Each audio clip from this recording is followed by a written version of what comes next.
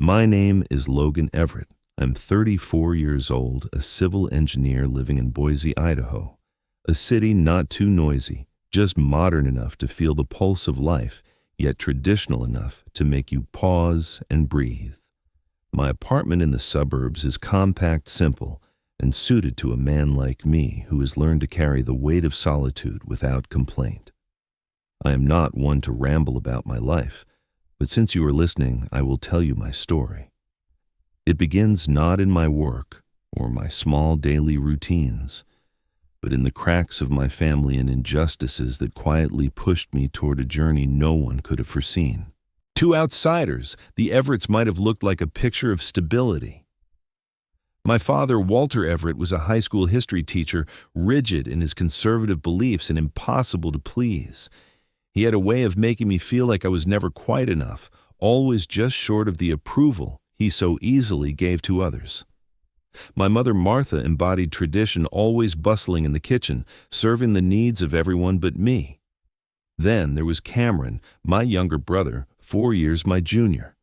From the moment he was born, he was the golden child treated like a precious gem, while I was cast into the role of the strong older brother, the one who needed no attention, who could be relied on to figure things out alone. But strength does not erase pain. Some nights in my childhood, I lay awake staring at the ceiling, asking silently why I was always on the sidelines. When Cameron wanted a shiny new bike at 10 years old, he cried until he got it. Me, I rode to school on Dad's old rusted bike after fixing it myself. Years later, when I graduated college with an engineering degree, my parents offered me no more than a pat on the shoulder and a quick "good job, Logan, now find a job." Meanwhile, Cameron's failed attempts at running restaurants were constantly celebrated. Even as his ventures collapsed one by one, he was praised as a visionary entrepreneur. For me, it was always "Logan is strong, Logan will manage." Every time I thought I had gotten used to it, the injustice cut again, a small knife, reopening a wound that never fully healed. I swallowed it all and kept moving, building a life paying bills and trying to become someone my parents could respect. But the truth is, I always knew their eyes would never rest proudly on me. That truth weighed heavier than I let anyone see. One October afternoon, as the leaves in Boise burned red under the autumn sun, my phone rang. It was Mom, her voice trembling, not with sadness, but with the strain of trying to hold back a storm. "Logan, can you come home? We need to talk." Something in her tone left me uneasy, and as I drove through the familiar streets to the red brick house of my childhood, the feeling clung to me like a shadow. The house looked the same, but I no longer felt at home. Inside, Mom sat twisting a dish towel as if it alone could anchor her. Dad sat across stern, as always, as if I were a boy awaiting punishment. Her words came softly heavy with unspoken dread.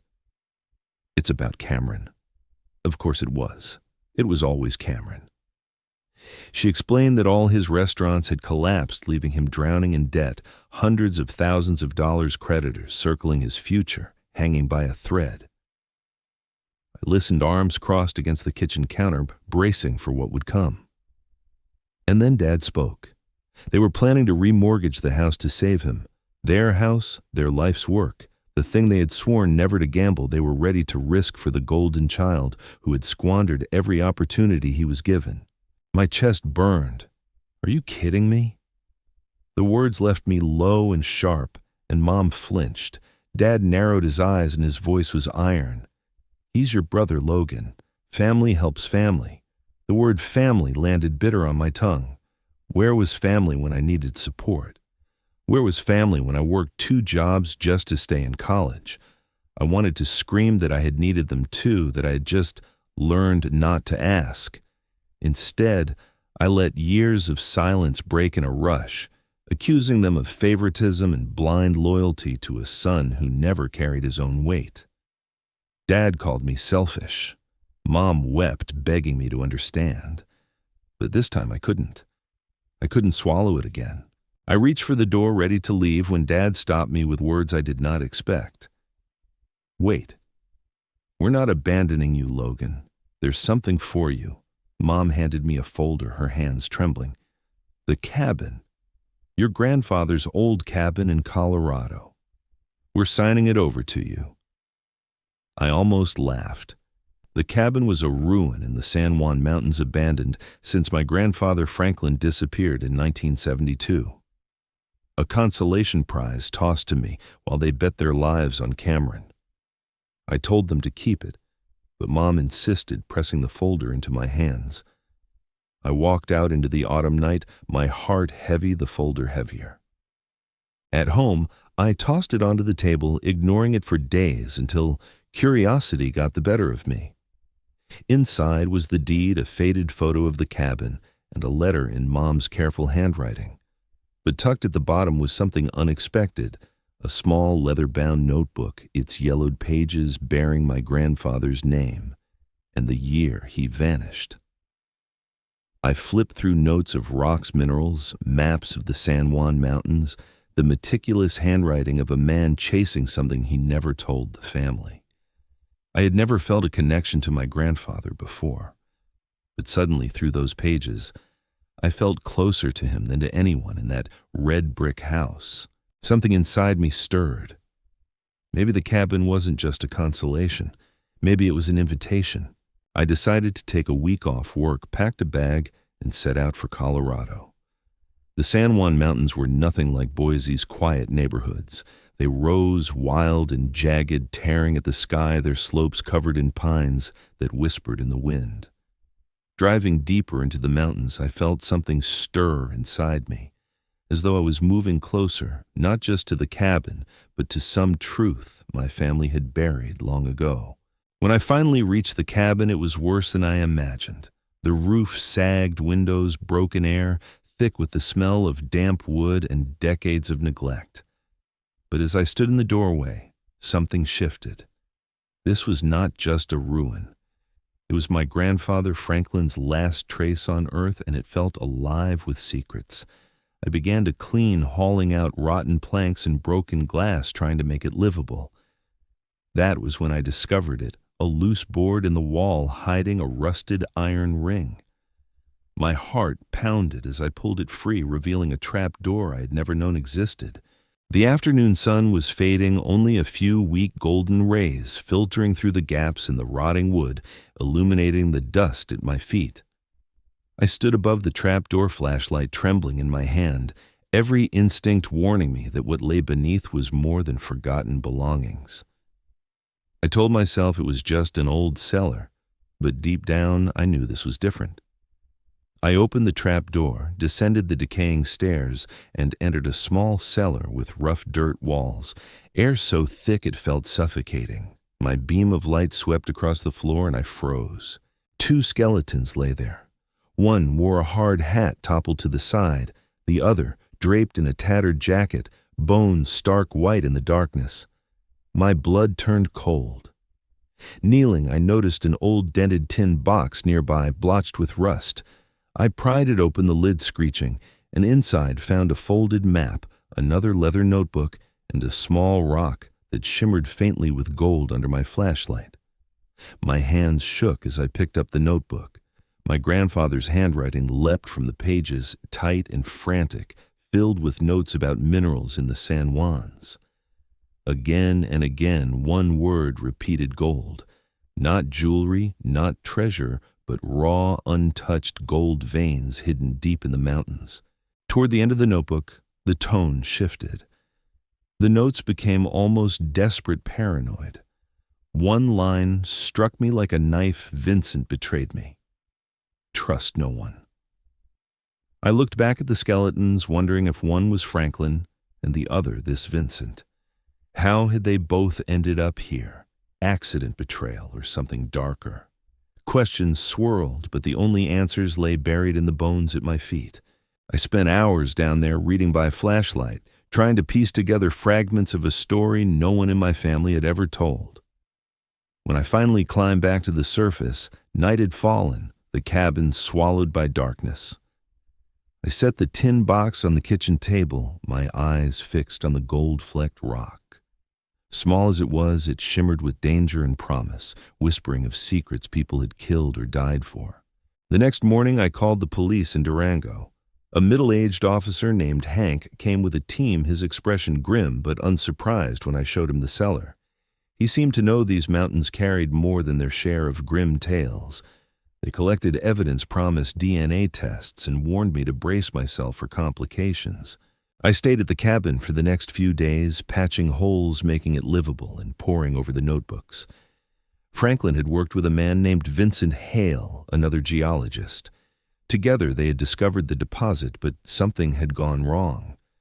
The entries spoke of betrayal, but not in detail, just hints of anger and fear. I could imagine 100 scenarios: greed, violence, a desperate fight. The bones in the cellar were proof enough that the discovery had ended in tragedy. A week later, Hank met me in a Durango coffee shop, sliding a thin file across the table. DNA confirmed what I already suspected. One skeleton was Franklin Everett, my grandfather, the other Vincent Hale. There were signs of a struggle. Hank said Vincent's skull cracked, but whether it was an accident or murder, no one could be sure. "Do you want us to keep digging?" Hank asked. I hesitated, torn between fear of what I might learn and the need to know. Finally, I nodded. "Keep going. I need answers." Back at the cabin, I unfolded the map from the tin box. Hand-drawn, eerily detailed, it marked a spot deep in the mountains near a dry creek. I packed gear boots, flashlight knife, even an old hunting rifle left behind by Franklin, and hiked through rugged trails and thick pine forests. The trek was grueling the air, thin and sharp, but by dusk, I reached the clearing marked on the map. Scraping at the dirt with my hands, I uncovered a vein of rock that glittered faintly in the fading light. Gold. Franklin had been right. And I sat there on the cold ground, the shimmering rock in my hand, my heart racing. This was no legend. It was real, and it was immense.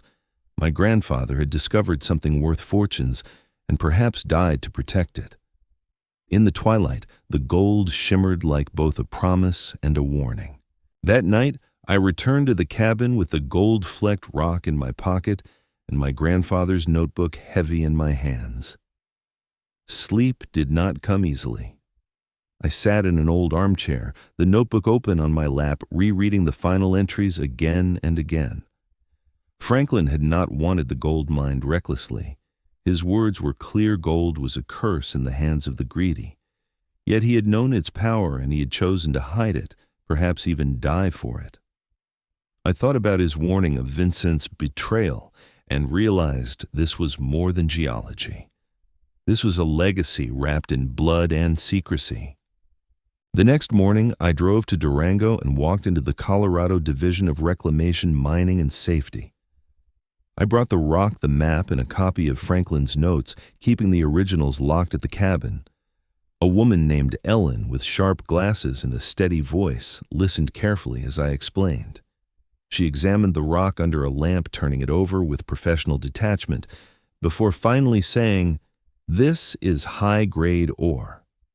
If your claim is real, it could be enormous, but you'll need formal surveys and legal filings." I nodded, determined to do this properly. I wasn't chasing riches. I wanted to protect what Franklin had found, to finish what he had started. The process stretched into weeks. I hired a small survey team, and their results only confirmed what Franklin's map suggested: the deposit was massive, worth hundreds of millions if mined. The state granted me temporary mining rights, but on one condition. I had to partner with an established company to ensure safety and compliance. I chose a smaller Denver-based firm, Rocky Mountain Resources, known for honesty. I wanted nothing to do with the giants who were notorious for greed. But news spreads quickly in mining country. One afternoon, as I returned to the cabin, I found a sleek black truck parked outside. A tall man in a dark suit stood waiting, his stare cold and sharp. He introduced himself as Travis Hale, grandson of Vincent. My stomach twisted. He claimed his family had a right to the gold, that Franklin and Vincent had discovered it together, and half of it was theirs. I told him flatly that Franklin's notes proved otherwise, that Vincent had betrayed him. Travis only laughed a chilling sound that lingered long after he left. "Be careful, Everett," he said as he climbed back into his truck. "Don't let the past drag you into the cellar with them." From that moment, the tension grew. At the mining site, progress was steady, but unease haunted the camp. One morning, we found the main drill rig sabotaged its cables, slashed the engine clogged with sand. My workers whispered nervously, their eyes darting into the trees. I reported it to the police, but Hank could only shrug. "These mountains are full of drifters. Could be anyone." I knew better. It was Travis. He wanted me scared, wanted me gone. I doubled security-hired guards and installed cameras. But the threats escalated. Some workers began receiving anonymous calls warning them to quit or risk their families. One by one they left, and the camp grew tense, brittle like glass about to shatter. Then came the night when I heard footsteps outside the cabin. Peering into the darkness, I saw 3 men slashing my truck tires, one smearing red paint across the windshield. In dripping letters, the word glared at me. "Leave." I fired the hunting rifle into the air, and they fled into the woods, but the message was clear. Travis would not stop. I realized then that I could not fight him alone. I needed help beyond guards and police shrugs. The next morning, I drove to Denver to meet Jake Sullivan, a lawyer known for handling high-stakes mining disputes.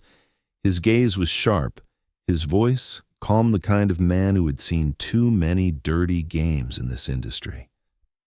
I told him everything from the skeletons in the cellar to Travis's sabotage, and placed Franklin's notebook in front of him.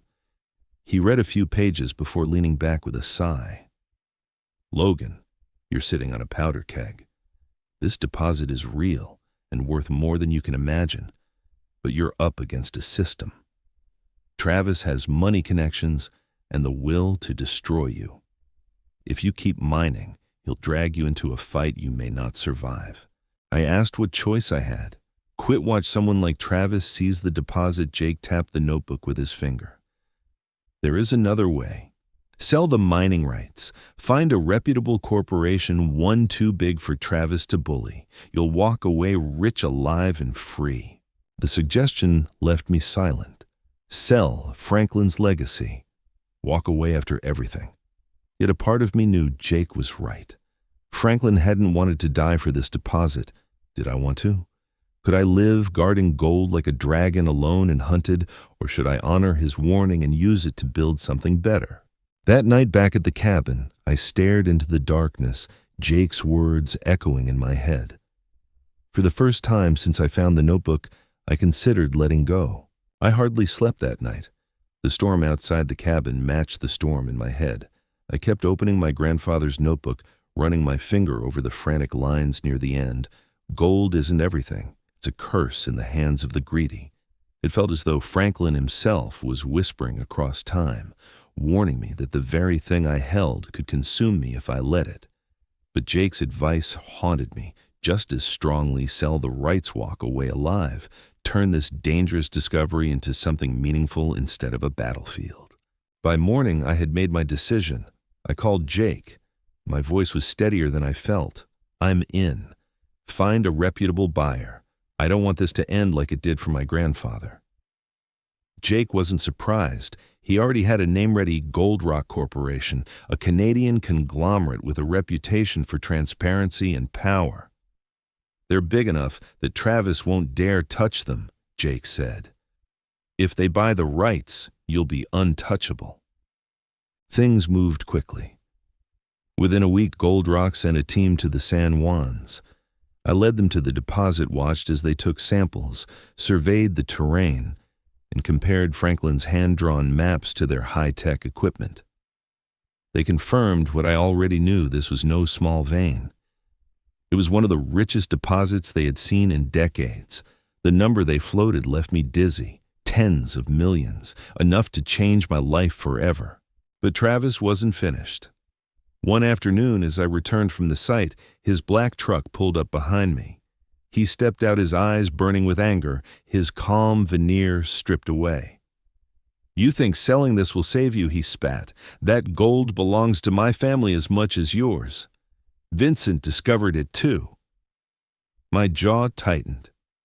"My grandfather died for it. Yours betrayed him.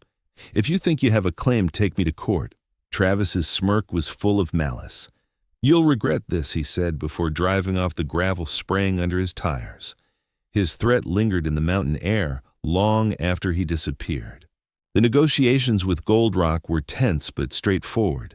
In a Denver office, I sat across from their CEO, a silver-haired man named Richard with calm eyes and a voice that carried weight. He slid a thick contract across the polished table. "We value your rights at $45 million, he said, "plus a 5% equity stake in the project.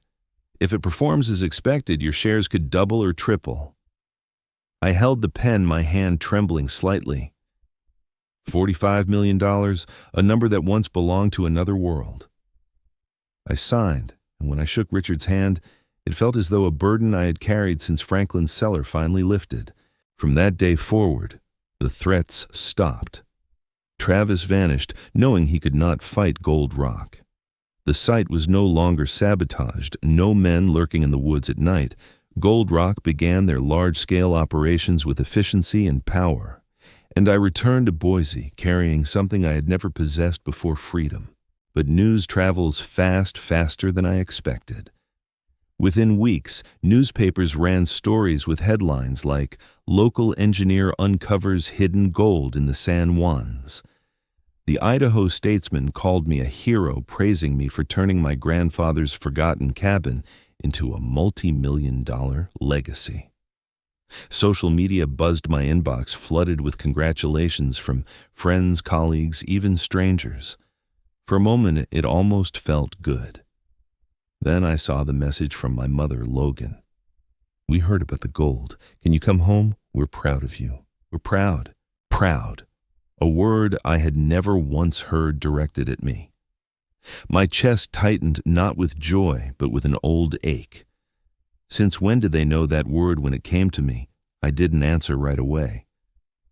Instead, I stood on my balcony, the Boise breeze, carrying the scent of dry grass, and thought of every year I had spent in their shadow. Yet 3 days later, curiosity drove me back to the red brick house. Mom greeted me at the door, her smile trembling. Dad sat in his armchair, but his eyes carried a strange caution I'd never seen before.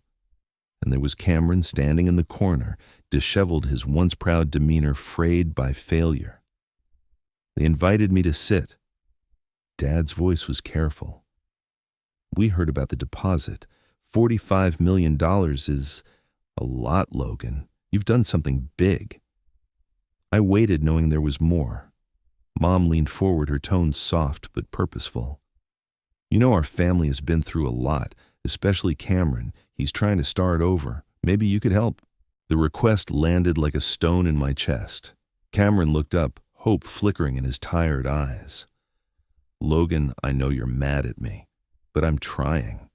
A small loan, it would mean the world." I laughed, not with humor, but disbelief. A small loan, after years of draining our parents dry after mortgaging the house for his failures. Now he looked to me, the brother they had dismissed all my life. I stood, my voice sharp. Help! Where was help when I needed it? Where was family when I paid for college on my own? All I ever heard was, "Logan is strong. Logan doesn't need anything." And now that I have something of my own, you expect me to share. Dad's hand slammed the table, his voice iron. "Enough, you can't be this selfish. That cabin was family property. What you found there you owe to your brother too." Their eyes were on me, waiting. But I wasn't that obedient son anymore. I met their gaze and said evenly, "I don't owe Cameron anything. Not this time. The gold was Franklin's, and I sold it to protect it from people like Travis. If you want money, ask Cameron how much of yours he already burned." Cameron's face flushed red as he lunged forward, his words tumbling out in anger. "You don't get to talk to me like that. You think you're better than me just because you found some gold." I held his gaze, calm but unwavering. No, Cameron, I'm not better than you. I'm just tired of carrying your mistakes. Mom began to cry, her hands wringing together as if she could hold the family together by sheer will. But I didn't soften this time. I turned, walked out of the house, and left them in silence behind me. Driving away, I felt the weight of years slip from my shoulders. For the first time in my life, I was free, not just financially, but from their expectations, their constant reminders that I was strong enough to go without them. The deal with Gold Rock had given me something more valuable than wealth independence. Back in Boise, I bought a new home, a riverside villa with tall windows overlooking the water. Maple trees swayed in the backyard, their leaves glowing red in autumn light. Every morning I stood on the balcony, sipping coffee, breathing in the crisp air, telling myself this was a fresh start. I traded my old battered truck for a sleek black SUV, not as a symbol of arrogance, but as a quiet reward for years of grinding work. Then I walked into my office one last time, handed my resignation to my boss. "Logan, are you sure?" he asked, eyes wide. "You're the best engineer we have." My voice was steady. "I've done enough. It's time to live." Life changed quickly. I furnished my villa with things I once thought beyond my reach: a real leather sofa, a wide television shelves filled with books I never had time to read.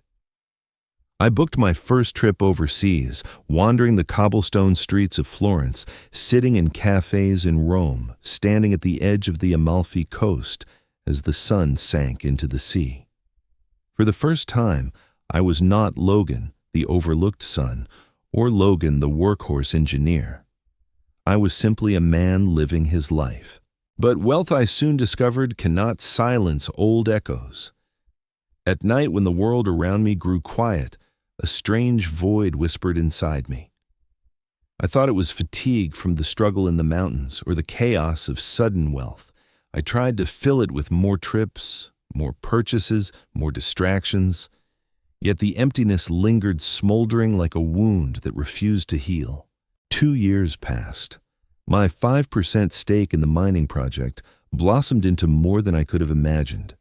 Gold Rock's operations thrived and the monthly payments to my account soared.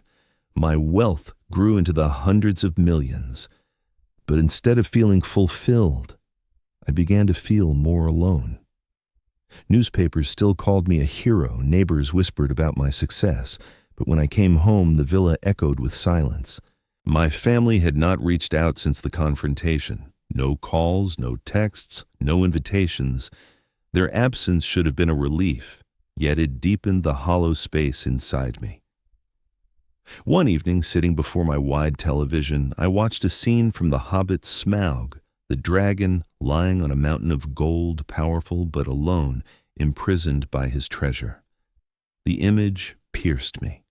I looked around my house filled with beauty but stripped of warmth. I realized I was becoming Smaug rich, powerful, but utterly alone. I stepped onto the balcony, the river glimmering under the moonlight, and thought of Franklin. He had chosen to protect the gold, not mine it. He knew its danger, knew what greed could do. I wondered if I was making the same mistake in a different form, letting gold separate me from life, from love, from family. That night I picked up the phone. My fingers hovered before I pressed call. Mom's voice answered, trembling. "Logan." It had been years, but it sounded as though she had been waiting. "Mom," I said quietly, "I want to talk." The conversation was awkward, halting, filled with pauses that felt like decades. I didn't apologize for the past, but I told her I wanted to mend things. She cried. Dad's voice when he came on the line was softer than I remembered. He told me Cameron was working at a small coffee shop trying to start over, scraping together enough to pay his debts. I did not promise money outright, but I said I would help, not because I owed them, but because I wanted to. And so slowly I began. I cleared Cameron's debts on the condition that he enroll in a financial management course. I paid off the mortgage on the red brick house, ensuring my parents' future was secure. They thanked me, But I knew money was not enough to heal the fractures. That would take time, and I was willing to give it. I began to think of something bigger than money, something that might carry Franklin's legacy forward in the way he would have wanted. I envisioned a foundation, one that would honor him, not for the gold he discovered, but for the values he tried to protect. And with that vision, the Franklin Everett Foundation was born. The Franklin Everett Foundation became my way of turning gold into something other than greed. Its mission was simple geological education and environmental protection, particularly in the San Juan region that had cost Franklin his life. I poured resources into building a community center in Durango not far from the cabin. There, children learned to identify rocks and minerals. Teachers spoke about the mountains, and Franklin's name was etched into a plaque at the entrance. I stood there one autumn afternoon as families streamed in, children's laughter echoing in the courtyard. A little girl tugged her teacher's sleeve and asked, "Who was Franklin?"